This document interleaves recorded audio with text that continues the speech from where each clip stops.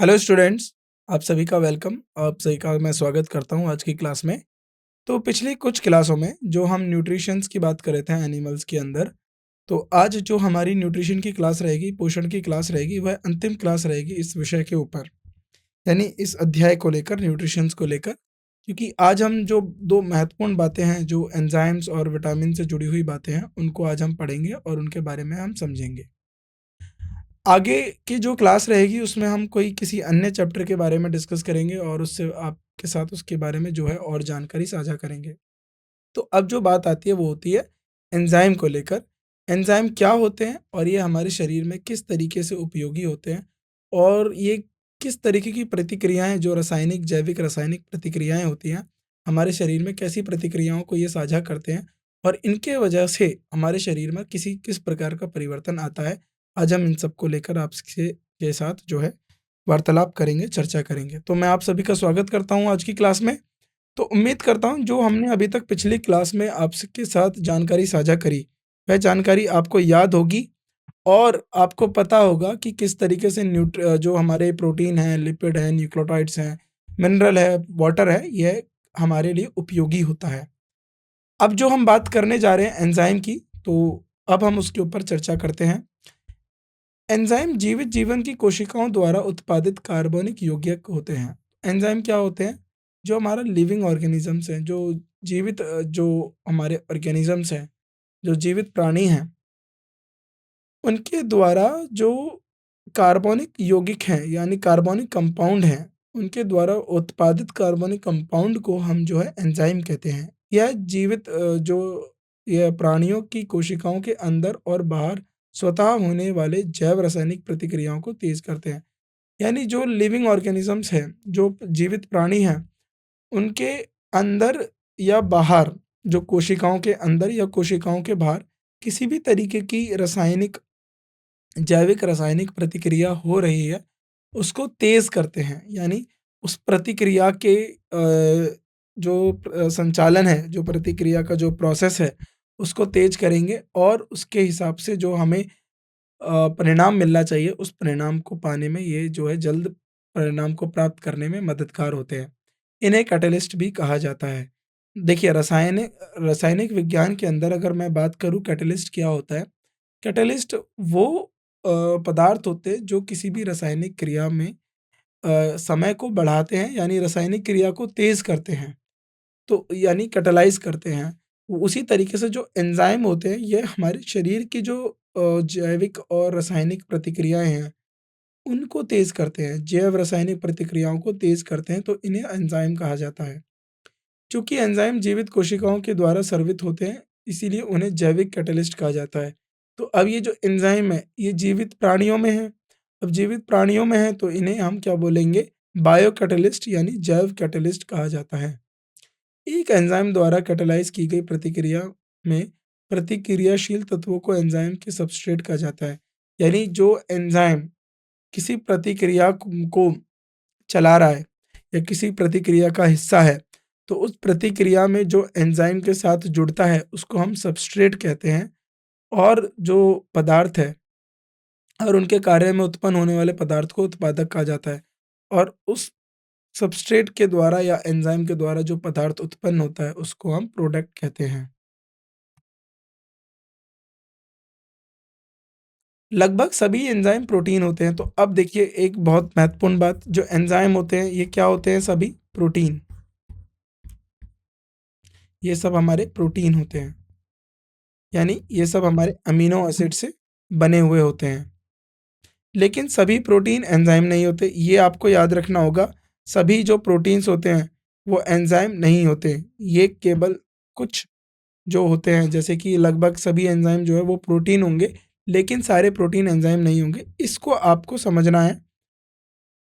कोई एंजाइम में एक गैर प्रोटीन भाग होता है। जो कई एंजाइम्स होते हैं उनके अंदर नॉन प्रोटीन पार्ट भी होते हैं। मैंने आपको बताया ना, सभी एंजाइम प्रोटीन होंगे पर सारे प्रोटीन एंजाइम नहीं होंगे।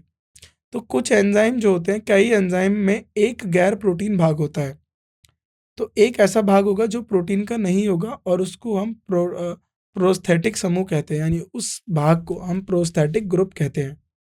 यह एंजाइम से कसकर बंधे होते हैं। तो ये किस तरीके से बंधे रहेंगे? एंजाइम से टाइटली कसकर बंधे रहते हैं। कुछ प्रोस्थेटिक समूह धातु यौगिक होते हैं, यानी जो कुछ प्रोस्थेटिक समूह है जिसके अंदर प्रोटीन नहीं है, वह धातुइक होते हैं, यानी उनके अंदर मेटल होता है। उदाहरण के लिए लोहा, प्रोफरीन संयोजन लोहा हो गया, लोहा प्रोफीन जो हमारा संयोजन है, कॉम्प्लेक्स है। साइटोक्रोम हो गया, साइटोक्रोम्स हो गया के प्रोस्थित समूह के रूप में लेते हैं। इसके अलावा कुछ जैविक और अजैविक आयन एंजाइम्स की गतिविधियों के लिए आवश्यक होते हैं। तो जो कुछ एंजाइम्स हैं वो जैविक और अजैविक गतिविधियों के, आयन की गतिविधियों के लिए भी जो है, यानी हम बात करें कार्बनिक और अकार्बनिक आयन की गतिविधियों के लिए भी आवश्यक होते हैं। वे एंजाइम्स जो ढीले बंधे हैं, जो लूजली बाउंड है, एक जो टाइट बंधे हैं और एक जो ढीले बंधे हैं, उन्हें सहकारक एंजाइम कहा जाता है, उन्हें कोफैक्टर एंजाइम कहा जाता है। कुछ न्यूक्लियक अम्ल होते हैं, यानी कुछ न्यूक्लिक एसिड जो होते हैं, जो एंजाइम की तरह व्यवहार करते हैं, उन्हें राइबोसोम या राइबोसोम्स कहा जाता है। तो देखो, राइबोसोम्स आपने सेल में पढ़ा होगा। तो राइबोसोम्स क्या है? राइबोसोम्स क्या है? ऐसे एंजाइम जो न्यूक्लिक की तरह व्यवहार करते हैं, न्यूक्लिक अम्ल की तरह व्यवहार करेंगे। एक एंजाइम की तरह किसी भी प्रोटीन का एक प्राथमिक संरचना होती है। तो जैसे एक एंजाइम हो गया, वह प्रोटीन की तरह एक संरचनात्मक जो है संरचना होती है। अर्थात प्रोटीन में अमीनो अम्लों का कर्म और एंजाइम की तरह किसी भी प्रोटीन का द्वितीय और तृतीय संरचना होती है। यानी जैसे क्या होता है कि प्रोटीन के अंदर अमीनो एसिड है, हमने चर्चा करी थी प्रोटीन्स को लेकर कि प्रोटीन्स जो है वो अमीनो एसिड से बने, यानी नाइट्रोजन युक्त है उसके अंदर। तो एक एंजाइम जैसे कि प्रोटीन की तरह होता है, वो भी हमारे द्वितीय और तृतीय संरचना यानी उनका स्ट्रक्चर होता है। एंजाइमों को कैटालिटिक संपत्ति उनके तहत विशिष्ट क्षेत्रों पर स्थित होती है, यानी जो कैटालिस्टिक पावर है एंजाइम की, जो कैटालिटिक प्रॉपर्टी है जिससे वह किसी भी जैव रासायनिक क्रियाओं को तेज करते हैं, वह विशिष्ट क्षेत्रों पर यानी स्पेसिफिक रीजन्स पर स्थित होती है। इन क्षेत्रों को सक्रिय स्थल कहा जाता है, यानी ऐसे क्षेत्रों को हम क्या बोलेंगे? Active site. एक्टिव साइट क्यों बोल रहे हैं? क्योंकि इन्हीं क्षेत्रों पर जो रासायनिक क्रिया होगी वह गति उसकी तेज हो जाएगी। यह छोटे जेब या नकलियाँ होती हैं, नालिकाएँ होती हैं जो एंजाइम अणुओं को तीन आयामी संरचना प्राप्त करने के लिए जुड़ती हैं। एक एंजाइम का सक्रिय स्थल एक जेब होता है जिसमें सबस्ट्रेट के प्रति क्रियाशील तत्व होते हैं, यानी एक्टिव साइड में क्या होगा? जो पॉकेट्स बने रहते हैं और उसमें जो है सबस्ट्रेट होता है जो हमारा एंजाइम के साथ प्रतिक्रिया करता है। इसे सबस्ट्रेट बाइंडिंग साइट कहा जाता है और इसे हम क्या बोलेंगे? सबस्ट्रेट बाइंडिंग साइट कहते हैं। सबस्ट्रेट बाइंडिंग सक्रियण ऊर्जा को कम करती है और प्रतिक्रिया को आगे बढ़ाने में मदद करती है, आगे बढ़ाने देती है। तो एक बार प्रतिक्रिया पूरी हो जाने पर एंजाइम उत्पादों को छोड़ देता है तो और फिर से कैटालाइज़ करने के लिए तैयार हो जाता है। देखिए ये जो प्रक्रिया है कैसे बनेगी? जैसे एंजाइम किसी भी बायोजैविक प्रतिक्रिया का जब हिस्सा बनता है, तो वह खुद से कोई उत्पाद नहीं बनाता। अगर वह खुद से उत्पाद नहीं बना रहा है तो वह कर क्या रहा है? तो वह जो प्रक्रिया चल रही है, उस प्रक्रिया में क्या करेगा? जुड़ेगा और जुड़ने के साथ वह और जगह दे देगा रिएक्ट होने के लिए। जैसे मान लो कोई प्रक्रिया हो रही है, प्रक्रिया इतनी जगह पर हो रही है, इसमें कोई एंजाइम जुड़ गया, उसने इतनी ये जो जगह है इसको थोड़ा-सा बढ़ा दिया और इस जगह को बढ़ाने के साथ अब जो ये प्रक्रिया इतनी कम जगह पर हो रही थी, अब ये ज़्यादा जगह पर हो जाएगी, तो इस प्रक्रिया का जो दर है, जो समय है, वह बढ़ जाएगा। फिर जैसे ही ये प्रक्रिया पूर्ण हो जाएगी और जो पदार्थ जो बनना है, वह पदार्थ बन जाएगा, तो ये जो एंजाइम इसके साथ प्रक्रिया में जुड़े हुए हैं, वह यहाँ से अलग हो जाएँगे। अभी हम देखते हैं किस तरीके से ये काम करता है। सबसे तेज़ ज्ञात एंजाइम कार्बोनिक अनहाइड्रोज़ होता है। तो जो सबसे जो हमें अब तक का पता है, जो सबसे तेज़ एंजाइम होता है वो कार्बोनिक अनहाइड्रेज़ होता है, जो आरबीसी लाल ब्लड सेल में पाए जाते हैं। जो किस में पाया जाएगा? लाल ब्लड सेल में, लाल रक्त में पाया जाता है। कोशिकाओं में पाया जाता है और कोई क्या होता है जो कोशिकाओं में लाल रक्त कोशिकाओं में पाया जाता है, वह 1 मिनट में 36 मिलियन मॉलिक्यूल CO2 के कार्बनिक अम्ल H पॉजिटिव में परिवर्तित करता है। क्या आप समझ पाए ये क्या हुआ? 1 मिनट 36 मिलियन। 1 मिलियन किसके समान होता है? 10 lakh.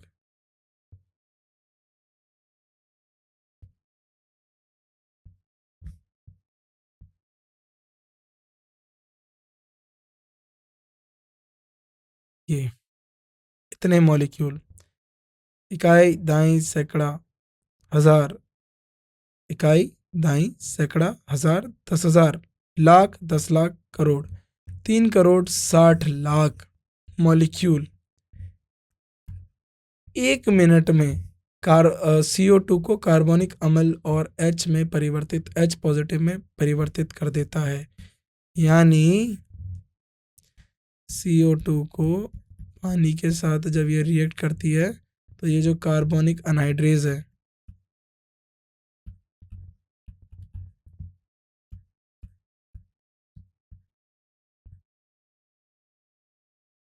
HCO3 minus plus H positive में, यानी कार्बनिक अम्ल यानी कार्बनिक एसिड के जो आयन है उसमें ब्रेक कर देगा और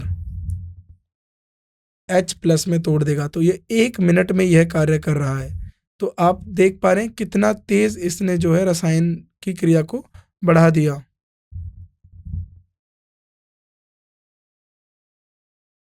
the catalysed reaction is 10 million 10 की power 7 faster than non catalysed reaction. अब देखिए, अब जो ये रिएक्शन हुई कैटेलाइज्ड की वजह से,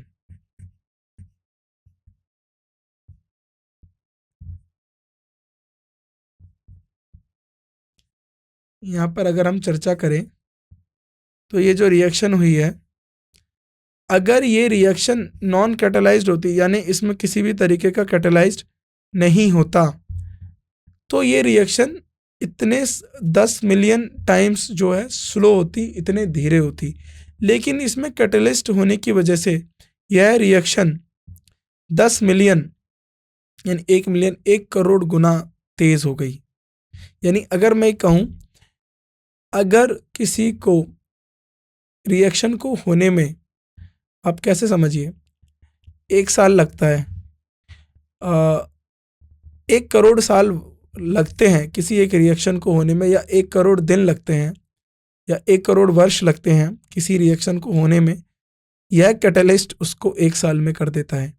यानी अगर किसी रिएक्शन को 1 करोड़ दिन लगेंगे होने में, अब 1 करोड़ दिन ना जाने कितनी सालें बैठेंगी, और ये जो रिएक्शन है वह उसको कितने में बदल देगा। तो अभी हम बताते हैं, अगर मान लीजिए कोई एक रिएक्शन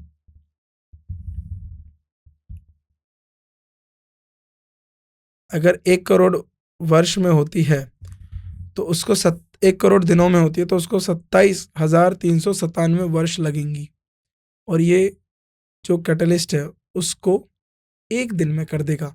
तो यानी कितना गुना तेजी से यह कार्य कर रहा है।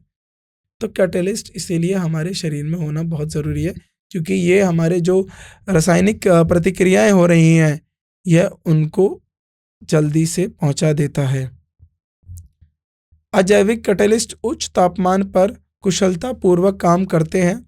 जब एंजाइम 40 डिग्री से ऊपर के उच्च तापमान पर क्षतिग्रस्त हो जाते हैं। देखिए, जो अजैविक या फिर अकार्बनिक कैटलिस्ट होते हैं, जो अकार्बनिक कैटलिस्ट होते हैं, वह क्या होगा, अकार्बनिक कैटलिस्ट उच्च तापमान पर, जो तापमान थोड़ा सा ऊंचा है, या जो तापमान यानी ऊष्मा है जिस तापमान में, उस पर जो है कुशलतापूर्वक यानी और अच्छे से काम करेंगे, उनकी जो एफिशिएंसी है वो और बढ़ेगी।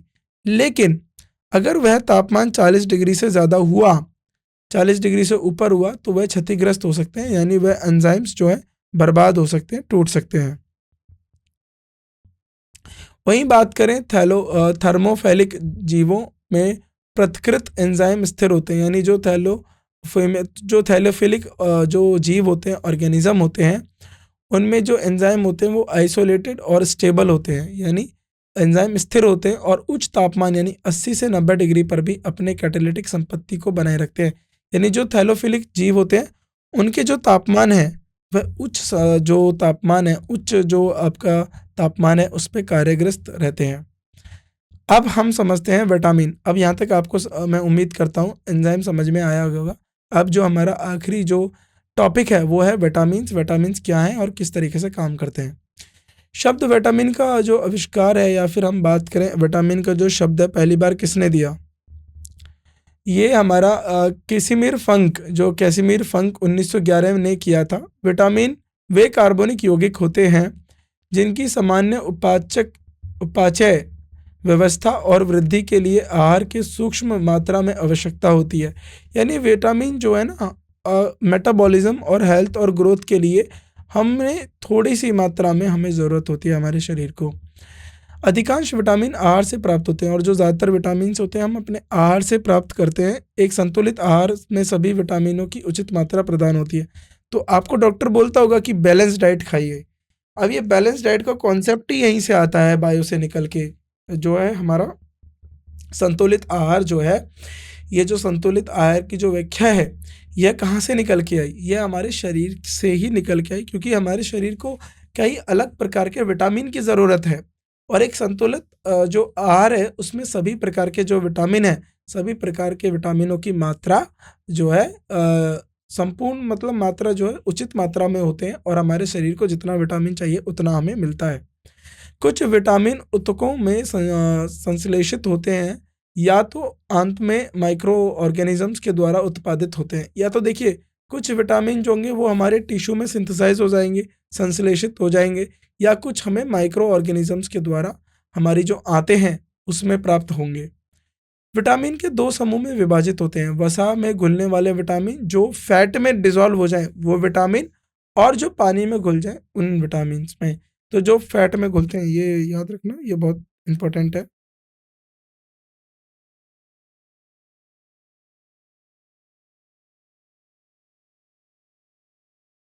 ऐसे विटामिन जो वसा में घुल जाएं,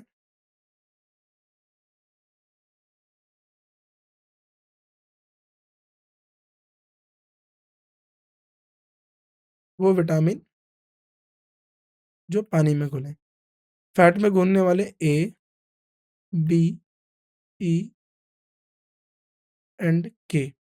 पानी में घुलने वाले बी एंड सी, बी और सी। वसा में घुलने वाले विटामिन, विटामिन ए, कैरोटीन या रेटिनॉल। अब हम बात कर रहे हैं विटामिन ए की,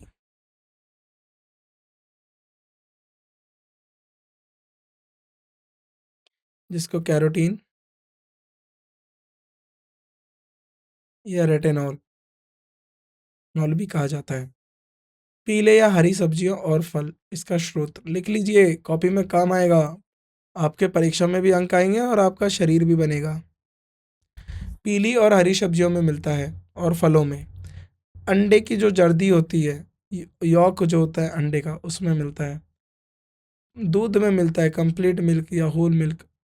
कॉड, कॉड में मिलता है। लीवर ऑयल में मिलता है, शार्क लीवर ऑयल में मिलता है। मक्खन में मिलता है, घी में पाया जाता है। विटामिन ए को बी कैरोटीन के नाम से भी जाना जाता है। गाजर के नारंगी पीले रंग के पिगमेंट से लीवर में बनाया जाता है। इसको बड़ी मात्रा लीवर में संग्रहित होती है। तो यानी ये लीवर से प्राप्त हो रहा है।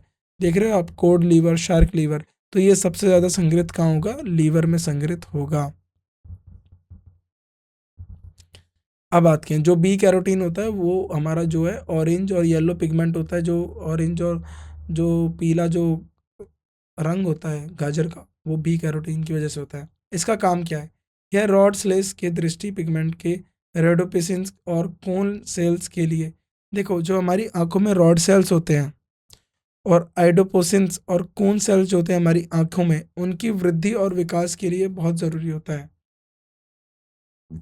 आंखों की दृष्टि वृद्धि और आंखों के सामान्य उपकला या श्लेष्म मस्त्र और ग्रंथियों के रखरखाव और कैरोटनाइजेशन रोकने में मदद करता है। तो आंखों के लिए सबसे अच्छा जो हमारे लिए स्रोत है, या जो सबसे अच्छा विटामिन है आंखों के रखरखाव के लिए, वो है विटामिन ए। याद रखेंगे।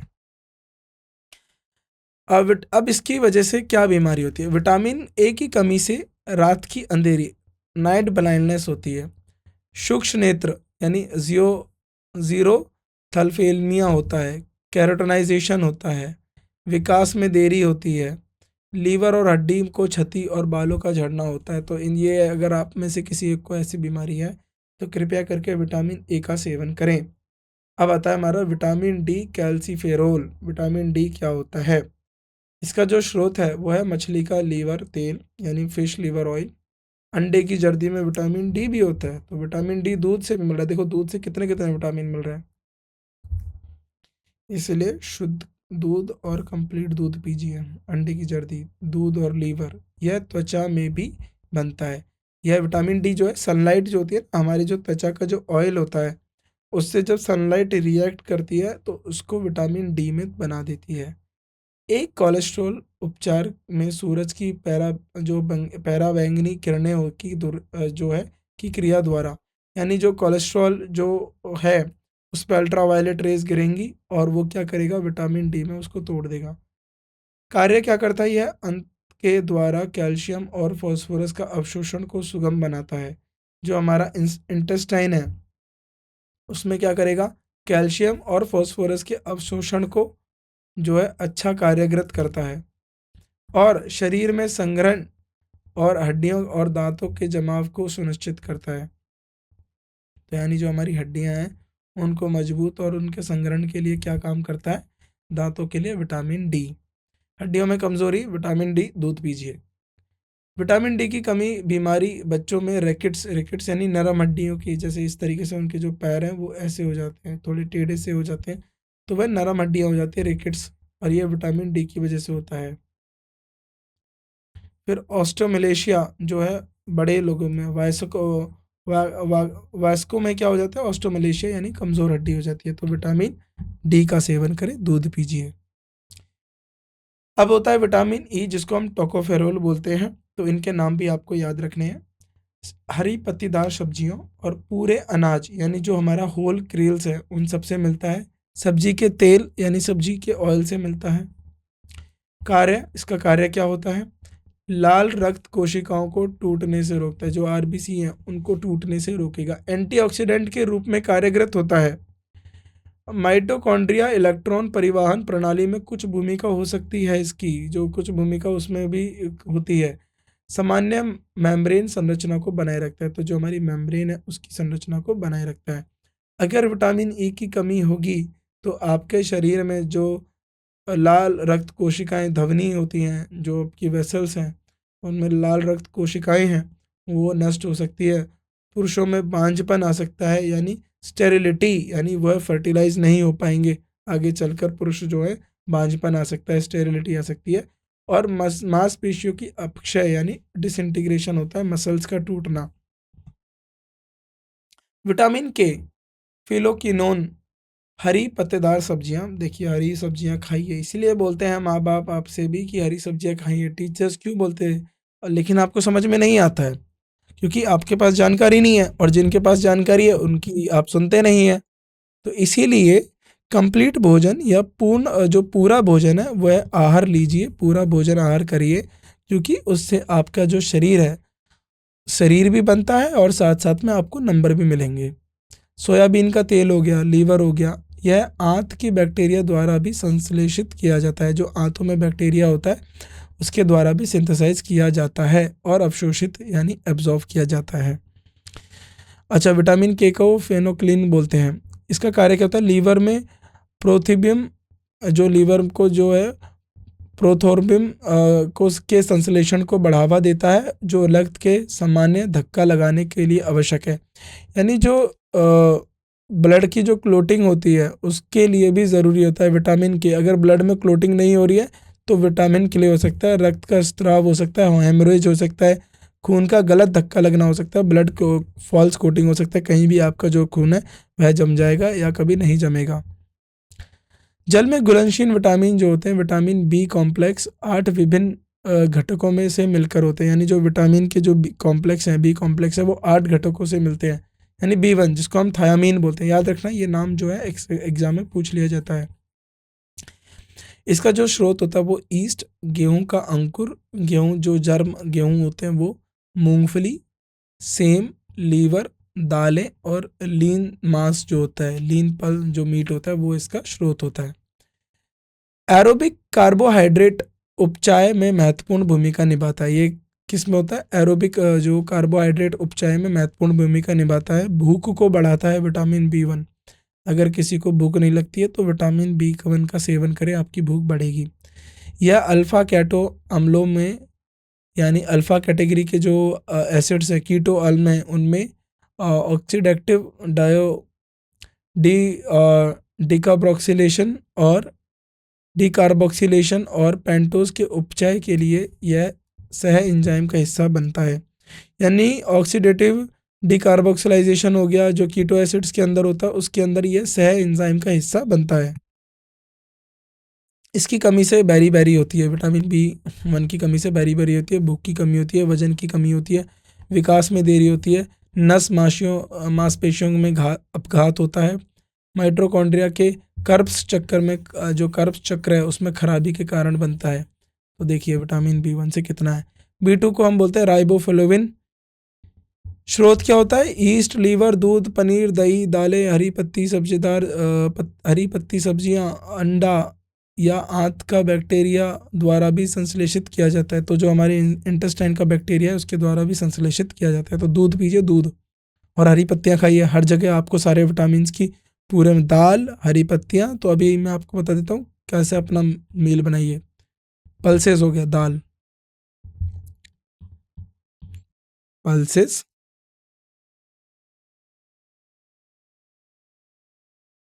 ग्रीन लीव्स,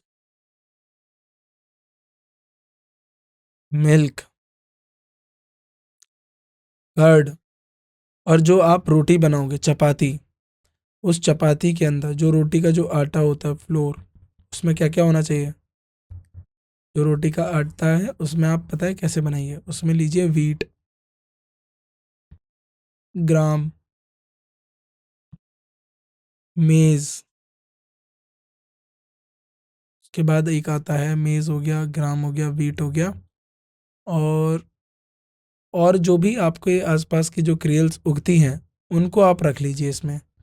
तो और इन सबको पीस के आटा बनवाइए, और इस आटे से अब कैसे बनाना है? या तो दाल खाइए, इस दाल में हरी पत्तियों की सब्जी, यानी दाल में दाल पालक होती है वो बना के खा सकते हैं, और जो हरी पत्तियाँ होती हैं उनकी जो सब्जियाँ होती हैं उनको ग्राइंड कर सकते हैं। दूध आप रोज़ सेवन करें, दूध 1 गिलास दूध आप पिएँ, दही खाते समय आप दही का सेवन करें। तो इस तरीके से अगर आप अपने स्वास्थ्य का ध्यान रखेंगे तो आपका स्वास्थ्य भी अच्छा रहेगा, और स्वास्थ्य अच्छा रखने के साथ साथ आपका जो मस्तिष्क है वो भी अच्छा रहेगा। और सुबह के समय तो आप अंकुरित चने, अंकुरित दाल ये सब खा सकते हैं। जब चीज़ें अंकुरित होती हैं तो उसमें जो प्रोटीन है वो और अच्छी मात्रा में मिलता है, और उसके साथ साथ जो दूसरे विटामिन हैं वो भी अच्छी प्रचुर मात्रा में आपको मिलेंगे। इसका स्रोत क्या होता है? ईस्ट, लीवर, ये सब आपको बता दिया। कोशिकाओं के श्वसन और यानी कोशिका में जो रेस्पिरेशन है वो और वृद्धि के लिए आवश्यक है। यह सामान्य स्वास्थ्य त्वचा और मुख के जीव को बनाए रखता है। अब इसकी कमी से आंखों की सूजन, होठों पर घाव और त्वचा रोग का कारण बनता है विटामिन बी 2 से, तो याद रखना। विटामिन बी 3 पेंटोथेनिक अम्ल होते हैं। ईस्ट, मटर, लीवर, अंडे, किडनी, दालें, यह कोलिन बैक्टीरिया द्वारा संश्लेषित किया जाता है। कार्य क्या होता है इसका? यह कोशिका श्वसन के लिए आवश्यक सह एंजाइम का हिस्सा है, सामान्य त्वचा और नसों के लिए आवश्यक है। वहीं अगर मैं कमी की बात करूं तो एड्रेनल ग्रंथि, यानी जो एड्रेनल होता है, सामान्य कार्य क्षमता, नस का अपघात, ड्राइटमेटिस और गैस्ट्रो इंटेस्टियल विकार और एनीमिया की कमी भी हो सकती है विटामिन बी 3 से। विटामिन बी 6 क्या होता है? पेरिडॉक्सिन, यानी ये दूध स्रोत क्या है? दूध, मांस, गेहूं का अंकुर, लीवर, केला, अंडे या ईस्ट। तो दूध और अंडे, आप ऐसा है अगर आप अंडे नहीं खाते तो आप दूध का सेवन करिए, तो उससे आपको सारे विटामिन की जो है कमी जो है वो पूर्ण ही हो जाएगी। यह अमीनो अम्ल संश्लेषण और ग्लाइकोजन संश्लेषण के लिए सह एंजाइम का हिस्सा है। इससे जो इसकी कमी से त्वचा की चोट, केंद्रीय यांत्रिक प्रणाली की परेशानी, अब सेंट्रल नर्वस सिस्टम बहुत ज़रूरी है, यह हमारे पूरे मस्तिष्क को अच्छा रखता है, एनीमिया और खराब समन्वय हो सकता है, क्योंकि सेंट्रल नर्वस सिस्टम गड़बड़ हो गया तो प्रॉपर कोऑर्डिनेशन नहीं हो पाएगा ब्रेन का सभी अंगों से, तो इससे आपको बड़ी जो है घातक बीमारी हो सकती है। नियासिन या निकोटिक्स अम्ल क्या होते हैं, निकोटिन एसिड क्या होते हैं, जो कि हमें गेहूं के अंकुर, मूंगफली, दाल, माँ से यह हमारे शरीर में अमीनो अम्ल या टेट्रोफोन या संश्लेषित किया जा सकता है। इसका कार्य क्या होता है, यह सहन एंजाइम नैड और नैडैप का हिस्सा है जो एंजाइमों के लिए हाइड्रोजन स्वीकार कर दाता के रूप में कार्य करता है, यानी डोनर बनता है। इसकी कमी से पेलग्रा का कारण बनती है, जिसकी पहचान त्वचा का सूजन, दस्त जो यानी जो डायरिया है और यांत्रिक विकार से होती है। नर्वस सिस्टम में या उसके डिसऑर्डर हो सकता है।